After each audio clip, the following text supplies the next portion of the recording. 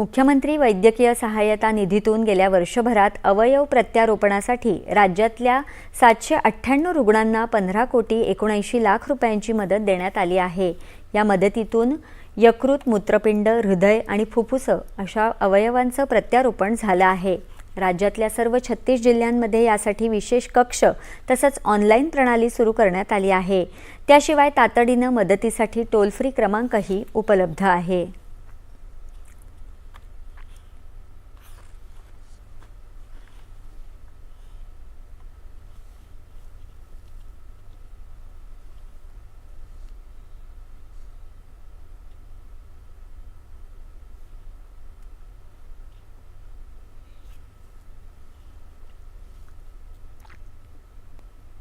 बुलढाणा जिल्ह्यातल्या सिंदखेड राजा